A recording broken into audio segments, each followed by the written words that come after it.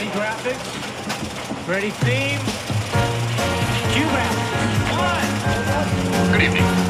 For your information tonight. Doing a My Two Dads. Interesting concession. Yeah, that's really interesting. So it's like she's not an unwed mother. She's a formerly wed mother.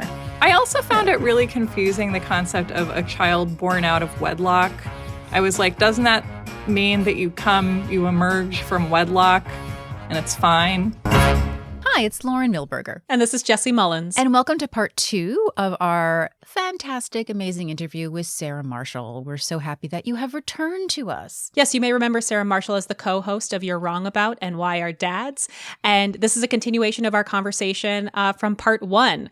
We got to go in depth with Sarah on one of our favorite series that she has on You're Wrong About, which is about the OJ Simpson case. We're going to talk about all of the comedy shows, sitcoms, dramedies, and so forth that reference the OJ Simpson case in all its different forms in pop culture. It's actually really interesting. Yes. And also we got to speak with Sarah about one of the things that really touched our hearts, which is she still has her Faith Ford cookbook. And we got to hear a lot about that. So definitely stay tuned for that, because we get to share our special love for the one and only Faith Ford. And pies. And so many pies. And sort of our own version of You're Wrong About You're Wrong About. Enjoy the interview. So one of the things that you are working on right now, and how many part series would you say your OJ series is right now? I've lost track. In a good way. Yeah, we just recorded the 14th episode of it, and it is on the firing of Howard Weitzman, OJ's original lawyer, and is mostly a big detour about the trial of John DeLorean, which is Howard Weitzman's really biggest case as a lawyer, I think. He now represents Justin Bieber, and also works with Sean Hawley, formerly Sean Chapman, of the OJ defense team, to do so, which I think is cool. Or maybe it's proof that LA is a very small town. But yeah, I feel like it's going to end up being like 75 episodes or something, because my feeling is like, this is a soap opera. We have a wonderful, tight 10-part sort of limited series about it by Ryan Murphy that I feel like is kind of gives just like a chain of events and a place to go for basic OJ literacy. Amazing performances by Sarah Paulson and Courtney B. Vance. And we have OJ Made in America, which I think is a 7-part documentary series, which I also love. And I feel like this is the Dark Shadows version of the trial. This is the Judge Parker version, where like the point is not to get to the end. The point is to just talk about this ongoing story that all of these people are bringing this different baggage to. And I think it is, to me, actually, this kind of an intentionally cumbersome, intentionally frustrating art piece that's trying to say, like, we would like to process these stories instantaneously, but actually if we truly attempt to be like, who's here? Who's he? What's his deal? What has he done to this point? Like, what is the biography of all the people that we're meeting as they come together? How are they looking at each other and seeing wildly different things? Like, how do we give kind of full time to people in this cast of characters? Like, I feel as if the fact that it is taking as long as it is and the product is as long and as baggy as it is kind of my statement on the impossibility of like concisely describing events. I mean, I find the series fascinating. Oh, yeah. And it's one of those things where you think, oh, well, I was alive during this time. I know everything. You know, I've been saturated with it. But you had a job and friends and you had to sleep for 8 hours a night. So there were limitations. Exactly. Oh, I vividly remember being in grade school and somebody seeing a white Bronco and everyone being like, it's OJ. Like, it was such a thing. And let's just preface this with, I was at a grade school in Anchorage, Alaska. There is no way that he was there, but we were positive. Speaking of which, I do love your Exxon Oil Valdez episode. Oh, thank you. Made me so very much. happy.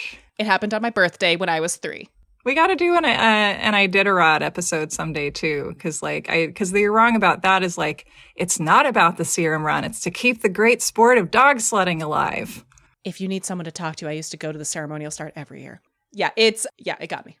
So I love the series that you're doing so much, and obviously the painstaking amount of research that you've done is phenomenal, and it reminded me that Murphy Brown did their own sort of foray into their version, although minus race, which I think is very interesting, of of OJ, making it someone else. And then it became sort of a night of crossovers where at the time Diane English had another show called Love and War that she worked on, and the story continued there. So I looked into that, and something that I had not realized, obviously, but looking back I remembered, was that a lot of pop culture, particularly sitcoms and comedies, were doing OJ stuff in a way that I can't remember with any other either cultural, newsworthy touchstone. Now, was this something that you came across in your research at all? Oh, yeah. Yeah. And something I found especially interesting, because a while ago I do this every few years. I start watching the original Law and Orders from the beginning and see how far I get. And I never go past Jerry Orbach leaving the show, because in my opinion, that was it. The show stopped, the end. But I will watch the episodes predating him because I like Paul Sorvino and George Senza. But during the year, I think the 94 to 95 season, so starting in like September 1994, they did this interesting thing where they had quite a lot of episodes that were commenting on some kind of theme of the case or the trial. So there was an episode where Larry Miller, probably hired someone to kill his wife, but they can't get him. And they got to just let him go. And the episode uncharacteristically ends with Larry Miller getting off scot-free and moving to Seattle to have some kids or whatever. They did an episode, they've always did episodes trying to whatever degree of success to commentate on a white moderate's idea of race relations. And so they had, and actually in that season, interestingly, they had an episode with Sarah Paulson in it, playing a girl who pretended to be having an affair with her stepdad or something like that. And also they had a Courtney B. Vance episode that was on the theme of are you allowed to kill your boss out of racially motivated rage and trauma? No, it was insider trading. The end. And just kind of flirting with these issues and then being no, it was insider trading. Don't worry. It's fine. There's not a big racial thing happening in this country. It's, don't worry about it. Larry Miller got away. And then once actually the trial was over, they mentioned it by name. But before then they were we live in an allegorical universe. And I was also thinking about this with Murphy Brown. I feel sitcoms used to do this, where you would have characters who everyone knew who they were supposed to be, but they just weren't going to say it directly. I feel that was a thing at the time. But then also sometimes they would just go straight in on it, like the episode of Designing Women where they're all just watching the Anita Hill testimony. Yeah, it was interesting. I remember we've talked about this before. We're massive West Wing people. The idea that it lived in a somewhat parallel idealistic world. But then when they did the live debate episodes in the final election, one of the oops that happened is that Jimmy Smits mentions Enron. And everyone's no, we don't talk about the real things. We just kind of allude to them. It's very interesting. And then there's the thing of what can and can't exist for us to be in a world of allegory. Because I think in Veep, Reagan existed. Yeah, they reference Reagan because there's a line about do you buy the theory that Reagan arranged the assassination to get a week of bed rest? But no one after Reagan exists. The world diverges from ours in 1988. And I don't know, maybe they elected Dukakis, and that's how we ended up with 2 female presidents in a row. I have to know, did you watch The Fix? No. So it's Marcia Clark's show that she wrote as essentially the vindication that's of right. her character. Yeah. Oh, I would love to see this. Where she gets the guy. And is this fictionalized or what is it? It was one season on ABC. Robin Tunney plays Marcia Clark. Oh my God, I love Robin Tunney. It's why I watched it, because I was Robin Tunney. Yeah. I love her. But it essentially is the opening kind of montage is the OJ trial. And then it picks up years later and it's happened again. That's so interesting. And she gets her chance to finally get him. And Marcia is one of the producers. That's great. And it's I would say, no offense, Marcia, it's heavy-handed. I think there's a reason it only went one season. But as somebody who grew up on that story and, will just absorb any content about it because it's both nostalgia and I just get more information.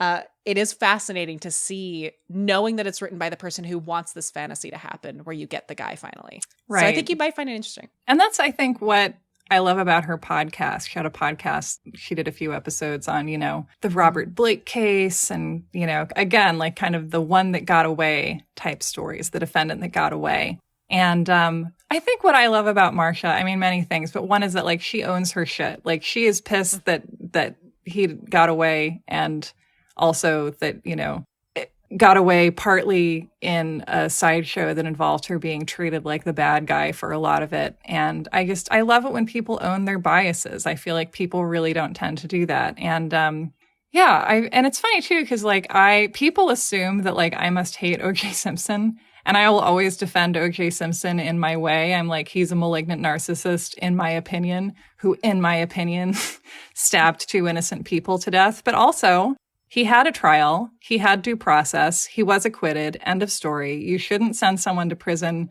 for a wildly overzealous sentence for stealing back their own Heisman Trophy. Like, the courts had their shot with him. It didn't work out.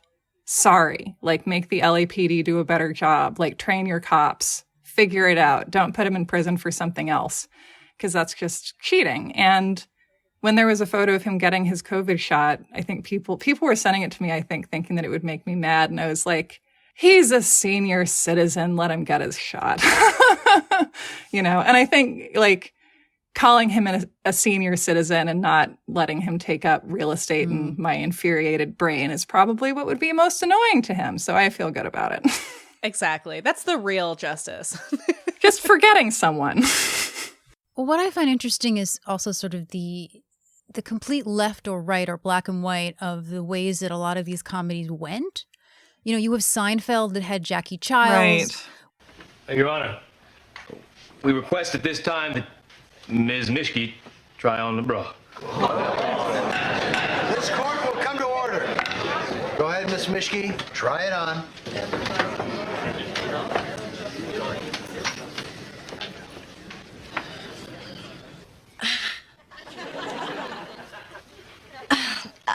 It doesn't fit. I can't put it on. Damn fools! Look at that! We got nothing now. Nothing. Parodying or mocking, the lawyers. Mm-hmm. You have Roseanne, which did this sort of surreal thing where Laurie Metcalf played Marcia Clark. That's right. In this weird sort of vignette at the end, which you're not sure is a dream or is part of it. You've got kids working 16 hours a day. I mean, where do you find the time? I'm a single mom. I make time. While I'm doing laundry, I go over DNA evidence. While I'm making sandwiches for the kids, I look for baloney the defense is throwing at me. And today, while I'm grilling Kato Kalin in front of an audience of millions, I'm cleaning my oven. Well, when do you sleep? Whenever Ethely Bailey opens his mouth. But then you have the Larry Sanders Show, where they literally actually, because the show is about show business and L.A. Is that the same suit OJ wore the last time we did the show? No, last time he was on, you bumped him for Faith 40. Hey, who knew he was going to get this hot? Come on. They literally debate two of the characters, Hank and Phil, one of the writers, if OJ did it or not. There's no fake character. Come on. They found blood on his Bronco. They found blood in his house. They found a bloody glove on his property. How do you explain all of that? He's always been nice to me. I can't believe I'm having this conversation with you. What? I am freaking out. Some of the reviews at the time, particularly of Murphy Brown and some of these other shows, was that they weren't being impartial and that it was giving off a one-sided argument, particularly to perhaps before there was a trial and they picked people who were going to be judging and that they were being influenced. It almost sort of reminds me of what was happening with, you guys did a wonderful episodes, I should say, on Princess Diana. Now, there's been a debate about whether Netflix needs to put something at the beginning of the episodes of The Crown saying that it's not completely based on fact, that it's adapted, when we all know that it is. I didn't realize how saturated pop culture was, or alongside the news, kind of in a similar way with Gary Hart, if you think about it. The whole landscape changed. Oh, yeah. And you don't realize, I think, until you look back. but also in general, do you think that this kind of media perhaps influenced the trial? Yeah, it's interesting. I mean, I feel like one of the things people complain about with that trial is that the jury was like actually too good of a jury, right? In the sense that they didn't appear to go in to being impaneled already swayed by the media. They didn't go in already thinking that the defendant was guilty. And you want that, right? Like, that's actually kind of our thing that we say we want to do. And it's always interesting to see, you know, a system, a place, whatever, a workplace, say that it has a certain value and then getting really upset when that value is actually implemented. And so, yeah, I feel as if it certainly affected everyone, or nearly everyone in America and, you know, to some extent in the world who was trying to make sense of this story because, and I was thinking about this when watching the Love and War episode. May I be so bold as to remind you that in this country we have a little concept called innocent until proven guilty. Ray, the man's brother was found dead from a blow to the head with a hard, jagged object. They found moon rock dust in his hair. I think that narrows the field of suspects, don't you? You don't know. I mean, what if somebody was trying to frame Duke, huh? Right. Mr. Astronaut in the living room with a moon rock. Have another beer, please, Abe. Oh, you gotta wait your turn, Meg. I'm a busy man. This kind of high-tension drama makes a person very, very thirsty. All right, now, who's next? Another one right here. God bless America. Because going to a bar in Philadelphia and watching this debate with a bunch of people, and I was like, oh my God, I miss watching things in bars with people. Like, that was just a thing people used to do, and they still do right now, but I frown upon it. If they're in America or some other country that is, you know, decimated by plague. And that is something that I feel as if sitcoms actually offer kind of a version of, or did at the time, that like, if you aren't going out to an actual bar that you like to go to and talking to different people about what you think, then like you get a proxy of it by watching, you know, people in a workplace, people in a bar, like having the conversation that you would be having in your community if you could, or if you had the time or whatever. And I feel as if like that, I don't know, it's like, what are you supposed to do with media coverage of upcoming trials? Because there was, the OJ Simpson trial started in late January 1995, and he was arrested after the Bronco chase June 17th, 1994. So we have like a 7-month period of lag time where like you can almost make a baby in that much time, you know? So just like, you cannot tell people not to talk about it. You can't restrict sort of fictionalized versions of it or tell people not to make media about it. So I feel as if it's like people want to talk about it. They want to speculate about it. And I feel as if like encouraging different forms of speculation is important. This idea that just the basic idea that you don't have to know what you think. And that if other people around you seem like they know what they think, then that means, you know, you don't have to necessarily. Or, you know, but I do think that just trying to talk about something allegorically, like, it's interesting. I would love to talk about what you think about how those two episodes function, because, you know, there's no mistaking what they're talking about. Yes. Like, even a small child, I think, could figure it out. Frank, where did you hear that the murder weapon might be a moon rock? From a high-ranking unnamed source. See, I think no one was willing to go on record with that. Well, extraordinary as it may seem, if the weapon was in fact a moon rock, that could prove pretty incriminating against Duke. That's right, Jim. And if we weren't conjecturing on pure speculation, I might hypothetically agree with you. Excellent point. We now go to Corky Sherwood, who spoke earlier with an attendant from the gas station where Duke usually fills up his car. The beer's rolling and we're clear on the floor. Well, I think some doubting Debbie owes her producer an apology. Not only has a national hero been charged with murder, but he has fled the police live on our broadcast. Ooh, it doesn't get any better than this. Oh, geez, Miles, smoke a cigarette and towel off. A man's life is being destroyed for a crime we don't even know he committed. Hey, we do this all the time. You think that businessman whose life you destroyed on last week's show thought he was treated fairly? I didn't destroy his life. He can always move to another country under an assumed name and herd goats to a ripe old age. Before the broadcast, you were convinced Duke was innocent. Are you still so sure? Innocent people don't usually run. Well, the thing that surprised me, and It's not like the show later on did shows about race, but it's not necessarily what the show was known for. It is a very white cast. But there was something so absent for me looking back on it that never occurred to me at the time when I watched it. It is a white, older astronaut character who supposedly may or not have killed his brother, right? And yet, if it's doing some sort of satire on the media, the fact that this trial, particularly at the time, was so engulfed in the idea of race, I was surprised they didn't go there. Yeah. And I feel like, go on. I'm sorry. Oh, no, I'm just very curious when I think about it because you can't separate race from OJ. The idea of although OJ thought he could, but no one else did. Oh, yeah. But I am curious about what were the conversations coming from above when it came to we want to do an allegory. And when did these episodes air? What was the date for them? Do you have those? Oh, good.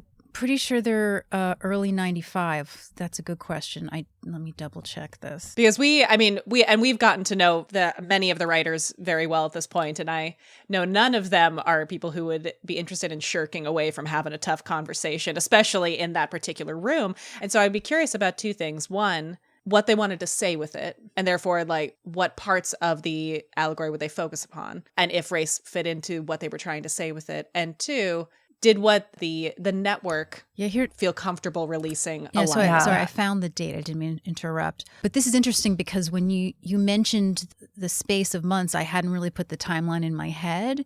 And this is very interesting. This aired September 1994. It is the second episode of Love and War. They had to have pitched this in the summer or filmed this in the summer. So it was very raw and very new to do. Probably one of the first people to sort of do something like this. But I do want to say that I do commend them for trying to so early on in this OJ thing, looking at it and going, well, this is a media circus, and we as a show about media need to show how ridiculous this is, and sort of fits into some of the themes that they've talked about on the show before, which I think you guys have alluded to on the podcast as well, is this idea of at the time of entertainment versus news. And the news department merging with many entertainment departments around sort of the late 80s, early 90s. And this fight of, well, this is what the audience wants to see. This is what's going to have them tune in and get the ratings by following this Bronco or a white car on a high-speed chase because that's entertaining. So I do commend them for that. And also, and I love them showing essentially, the people in the newsroom struggling to know what to talk about, because I feel like I love it when people emphasize just like the unbelievable boringness of the Bronco chase. Like you're just watching this guy essentially in a parade of his own making. And, just this, people being forced to sit in a newsroom and speculate about, speculate about the most uninspiring details. And there's a moment where someone brings a bag to a cop on the scene and they're like, it could be anything. And then it's a coffee, obviously. Yeah. Just, it sends me back to another like Gen X millennial moment of when you get a bad color commentator on Maple Leaf. Yeah. And I feel as if, in watching these characters struggle with what to do, we get to watch in a way that I really appreciate these characters who are all veteran news people. We've been watching them do this job for years at this point, really struggle with their sense of bias. And I love that they had as an analog for OJ an astronaut, because it's really hard to think of another job aside from a football player that makes, men who identify as straight in a way that they feel some anxiety about typically just allow themselves to get gaga over, and just people. And I feel as if maybe there's kind of a false, there's a sense that you have to kind of choose either or. Like you worship your heroes, or you believe that there can be heroes, or you just accept like, well, it looks really bad, and I feel like this guy probably did it. It's like, no, you can like, I don't know. Like, I think he can be brought down to earth without that involving the presumption of guilt by the public. Like the public can just be like, well, this seems complicated. I might not know based on my previous fond feelings about this person. It has now been 6 hours since Duke Robinson was declared a fugitive. Duke, I don't know if you're watching. If you are, please, turn yourself in. If you're innocent, have faith in the system. And if not, well, look at all the other guilty people who've gotten off scot-free. So something that you showed us before we started recording, which you're very proud of, as we are, that you have it, which is Faith Ford's cookbook. With a foreword by Candace Bergen. Yeah, I believe this was an Amazon purchase. It might have been a gift from my mom when I was still in high school. And this is a thing I do. I love celebrity cookbooks, and I think this is a very kind of a creepy thing to do, and I don't know why more creepy fans don't do it. Like, eating the foods that people eat is very, like, it makes you feel very close to them. Uh-huh. Yeah, that's such a beautiful way of putting it. I love it so much. I don't have this cookbook, but just guessing from, knowing Faith's Instagram, I'm assuming that a lot of these are probably family recipes. Southern. As you said that, I was opening it, and the title is Cooking with Faith, and they are. I think the basic gist is classic Southern food that won't harden your arteries, or that will if you wanted to, but it's going to give you some options. What's your favorite? Okay.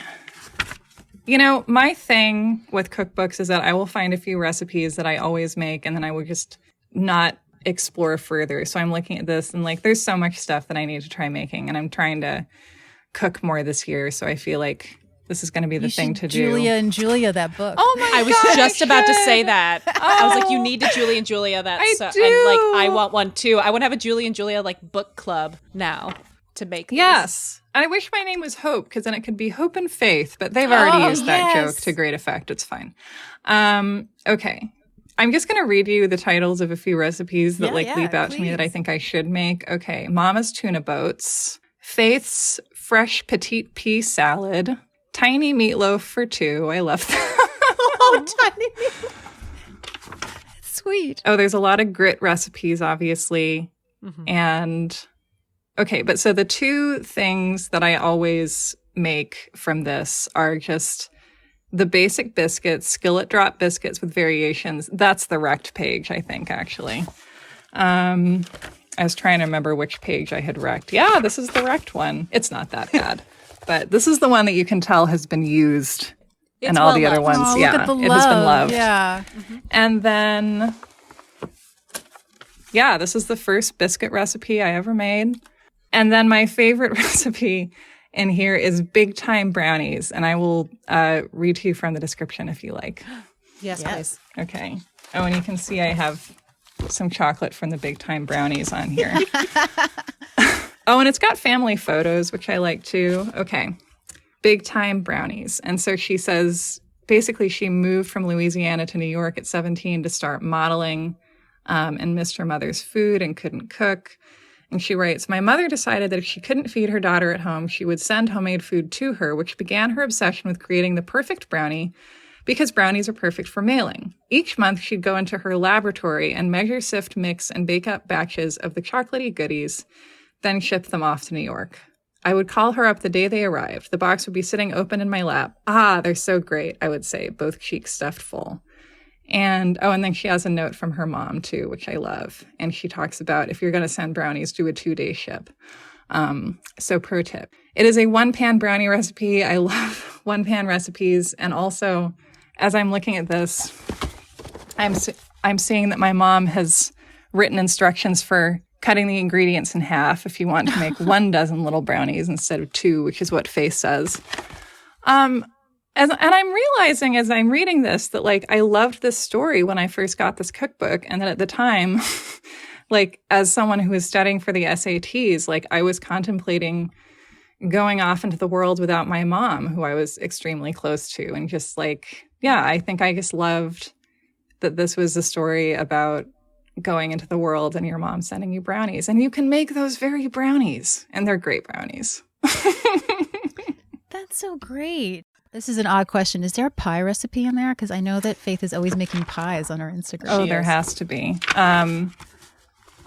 Yes, there are many pies. Okay. Oh, and I've also made the peach cobbler. I really like that one. So there's a pie crust recipe, lovely. apple crunch pie, blueberry pie, fresh strawberry pie, classic vanilla cream pie with variations, banana cream, Wow, coconut lots of cream, pie. caramel cream. Whoa. Chocolate chip pecan pie. Yeah, there are probably 18 pies in here. I love that you asked, is there a pie recipe? And there Come weren't. on. And you just got met with dozens. That was a mistake on my part in my wordage. Oh, and then it ends with pickles. Yeah, this is, I don't know. I love cookbooks. Here's something that might be interesting. When I listened to your episode, and I know that you were not the lead on that. I know Mike was, but I made some notes for some small things that you got wrong. Ooh, but I'm excited about this. So what I thought was interesting was that, I'm going to remind people this is the Dan Quayle versus Murphy Brown episode you did.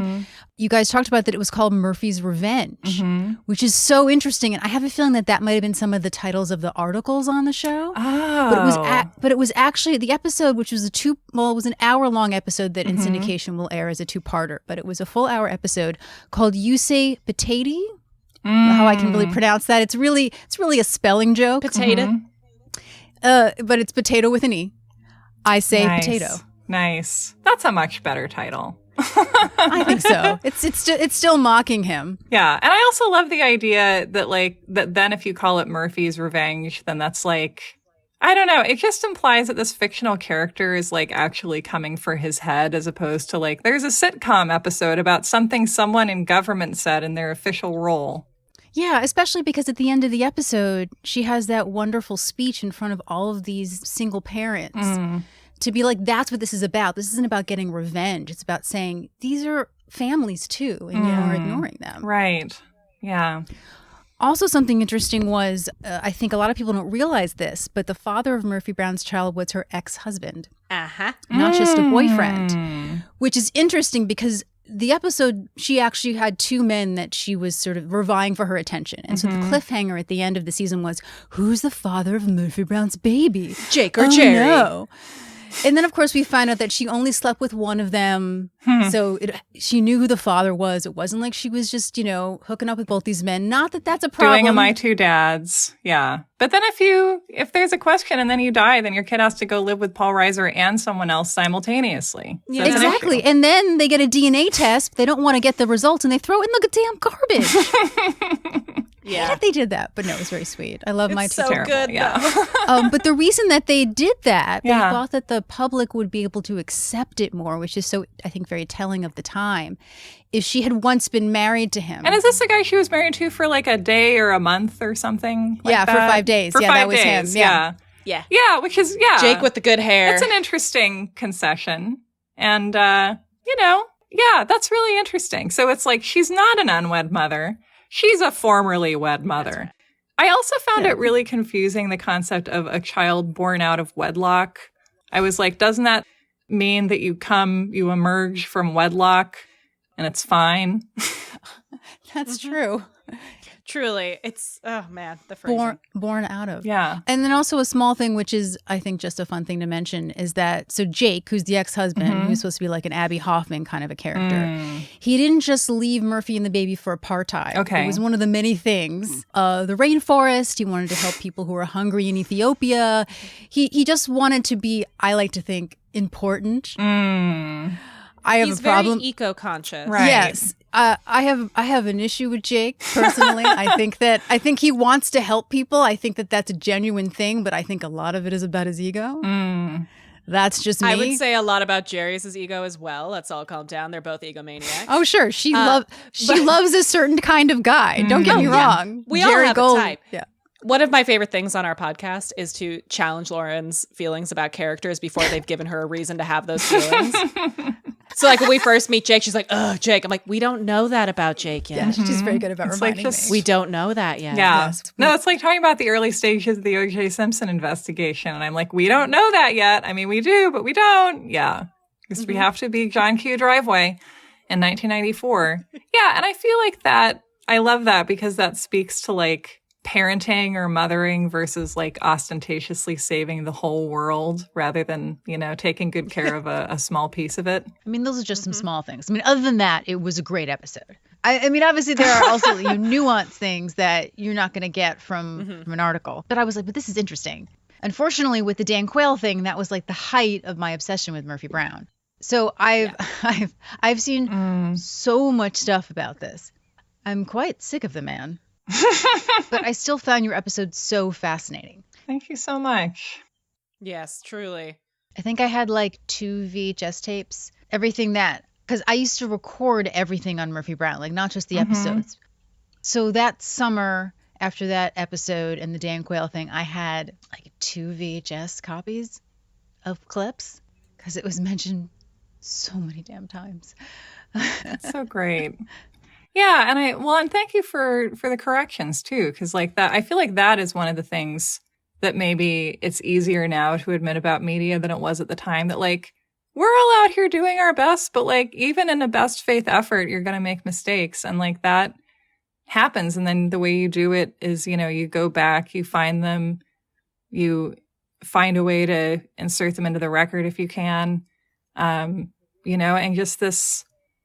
And I feel like the democratization of media helps with that, because I think I, for a lot of my life, and I know a part of me still feels this way, had this sort of childlike fantasy that like the real adults are taking care of it, and like you can go to bed and not worry about it. And, and this idea that like the professional media, the professional congressman, whoever, like they know what they're doing. Just don't worry about it. They'll take care of it. And it's like, no, attempting to uncover and describe the truth is like, it's a very difficult job. And it's not just difficult in that way that you have to be great at it and special and then you can do it. It's like just everyone's learning the whole time. And just, I don't know, it just feels better to live in that world. Oh yeah, I definitely, I've, this last, year or so, I've been like, oh hell. Yeah, I still want to be able to look and be like, but the adults know what they're doing. Yeah. Oh, I'm the adult. Oh no. Oh, we're screwed. It reminds me of like the episode of The Office where they like basically come and destroy the warehouse, like make a huge mess. And then Michael's like, well, someone will clean this up. And Daryl's like, we're the guys who have to clean this up. I mean, we should definitely have you back just to talk about other stuff. I mean, we both all love Quantum Leap, which I discovered from your show. Yeah, we all love my God, Quantum Leap. Speaking of Quantum Leap, okay, first of all, one time I have a very fond memory of I was like singing the Quantum Leap theme song to myself in my apartment so loudly that a guy riding his bike past on the street went, "Shut up!" Oh no. That's his problem. No, I will not. I'm just on the Saga show. But yeah, but the episodes where Sam has to be a woman, by the way, like speaking of just everything we've just been talking about, I have not amazing. Seen those since they aired. That would be an interesting rewatch. Yeah, there's one where he gets sexually harassed and has to deal with it in the workplace. I mean, I'm sure that happens in all of them, but I'm thinking of one where he's a career girl in New York City. I remember that one because that was the first time that I heard, what's her name? Jorgensen. I had never heard of her before. Who's one of the first sort of public trans women, because he mentions her Christine in the Jorgensen. Huh. Yeah, and I had never, as a child, I was like, I don't know who that is, and so like I asked people and like looked it up and stuff. Yeah, I remember that episode specifically. Yeah, that would be such a fun one. And that's the one where he's putting on the lipstick in the mirror, and I think they used that in the intro. I also love that show had 3 minutes worth of intros, and it's like, you just did that back then. No one does that anymore. Which I still probably have, I also still probably have memorized. But yeah, we would love to do that. And the crossover, of course, is Scott Bakula, who ended up being one of Murphy's love interests. And also in Love and War, that's Michael Nouri in that show, right? It is, yeah. And I was like, oh my God, Michael Nouri. Like, it's like these men who just like, I know that people know who they are, but like, it's not like naming someone with like, hear it in 2021 and recognize the star power of it. But like, I had the biggest crush on Michael Nouri when I was a teenage girl in the early aughts. It's very hard to explain, but like, I watched Flashdance a week after I got my period and I imprinted on it. I was obsessed with Flashdance. Oh, you are in the best company. All we do is talk about these people that are huge names to us that we realize most of our contemporaries have no idea who we're still talking about. No idea, yeah. We're like, let's have a section and talk about this guy who played Mo Green in The Godfather. Oh my God, yeah. And we just swoon for an hour. And this is why, when I'm recording a show and Mike or somebody is like, now, to explain it to people who like weren't around. And I'm like, no. There's always going to be like random 14-year-olds who know all about 70s cinema, and we must honor them. Yes. Yes. Let us not other them. They are Yes. there, and we will not talk down to them.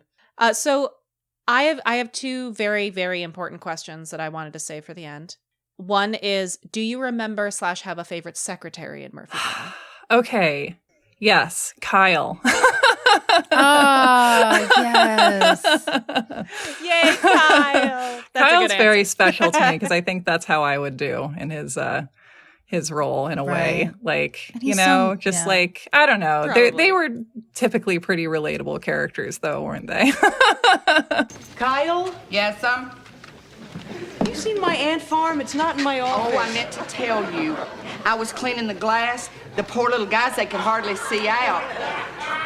Well, not that it's really a problem now. Oh, Kyle, I love those ants. Well, I'm sorry. If it makes you feel any better, most of them survived the crash.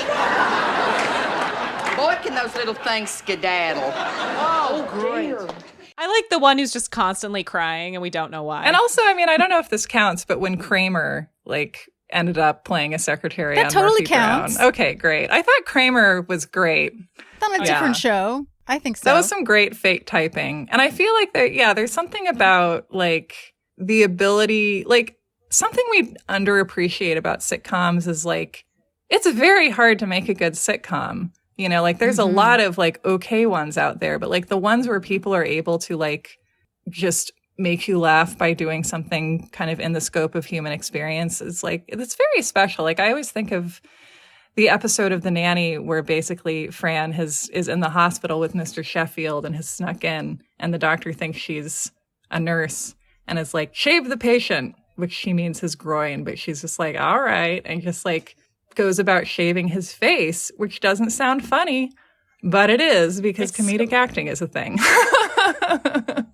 And so my other question for you, and I lovingly call this pick your fighter, is if you can't choose Murphy, who of the gang is your fighter?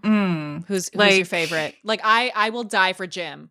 Jim is my ride or die. I love him forever. I mean, I've always been fond of Miles because I love sort of in over their head like Nevishes. But you know, honestly, I gotta say Corky. I just feel like she's such a special character. Like you said, like she gets to grow. She gets to be someone who is introduced, you know, in a way that almost any other show of the time would just use her as a continual punchline, or just, you know, at best use her the way Chrissy was on Three's Company. I feel like Chrissy is a good analog, right? Because like, I some years ago, I just watched binged the whole first couple seasons of Three's Company all together. And when you watch them, I mean, one of the things I will say about watching stuff all in a row is that you do kind of notice what the writers are up to in a more distinct way. And I was like, the more successful this show got, the ditzier Chrissy got, because they realized that people liked it and they just leaned right into it until they fell over. And like, you know, she's not a bad character. I love Three's Company, but just like the easiest laugh isn't always the one you have to go for. Yeah, I agree. I feel like I came into this podcast realizing how protective I was of Corky. And I think part of that is being in my 30s now, looking back at my younger self and realizing how much I let the world and society tell me that you had to be a Murphy or a Corky, and how much Corky's dramatization taught me that it wasn't one or the other, and that she is incredibly complex and kind and good and very smart, and also I think has one of the more admirable egos on the show. That she's very proud of herself and has a lot of integrity, but she doesn't let that get in the way. I had forgotten about that too, that she was very confident in herself when we started watching the series. It's like, you go, girl. Very confident. Like, just based on the advice she gives Murphy. Yeah. Oh, and also there's something my mom and we still occasionally say this to each other. I think it's when they give them the morning show to do. It's another really early one, but Corky goes, morning show. Murphy, we are going to have so much fun. Yes. That is one of our favorite episodes of her. And as someone who's really like a pretty bubbly person who for a long time was doing an impression of a serious person in, work capacities in one way or another, like bubbly people have things to say too, and I will say like a piece of feedback that I've gotten occasionally as a woman with a podcast is like, you say the word like too much. You sound like a teenage girl. And it's like, okay, so I sound like a teenage girl. Are you saying you wouldn't listen to a teenage girl who had something to say? It's considered an insult. Yeah, and just the thing. And I feel like Corky kind of forces you to encounter that, something that I think and speaking of maligned women, speaking of Britney, speaking of like, how did we do what we did, even if passively in the 90s? I think there's also this idea that like, if someone is a beauty queen, if they're a model, someone like Paula Barbieri, who we've talked a lot about in the OJ episodes, who I think didn't receive public sympathy because... Yeah, that's been really fascinating for me, you going through her, yeah. Oh, yeah, I'm so glad. Yeah, and I think just like, it's so easy to overlook just sort of the fact that someone who is beautiful for a living has other experiences and has like a life and like were born looking in a way that was profitable to certain industries and they couldn't help it. And I think something that has so successfully turned women against each other over the years is the idea that like if you have succeeded in like a face industry, basically, then like you have betrayed your gender. And it's like, no, it's just those are where a lot of the jobs are. Sarah, why don't you tell everybody where they can find you? So you can find me on Twitter at remember_Sarah. I have 2 podcasts, like I said. One is called You're Wrong About. One is called Why Our Dads. I think they're both very special little babies. And yeah, come see me on Twitter. And I will probably be tweeting about whatever piece of random media I am consuming for some reason, as other people are talking about the news. You are very entertaining on Twitter, I have to say. Oh, thank you. Just as much as you are on your podcast. Definitely everyone should check them out. We'll have links to the podcast and information in the summary and in the show notes. Thank you for coming on. Thank you so much. This was so great. Thank you so much. Appreciate it. If you would like to follow the podcast, you can follow us at Murphy Brown Pod on Twitter, Facebook, and Instagram. We're also at murphybrownpod.com. Or you can email us directly at murphybrownpod@gmail.com. Yeah, we would love to hear your thoughts on the episodes or any questions that you have. Talk soon. Bye. Blueberry pie, fresh strawberry pie, classic vanilla cream pie with variations, chocolate chip pecan pie.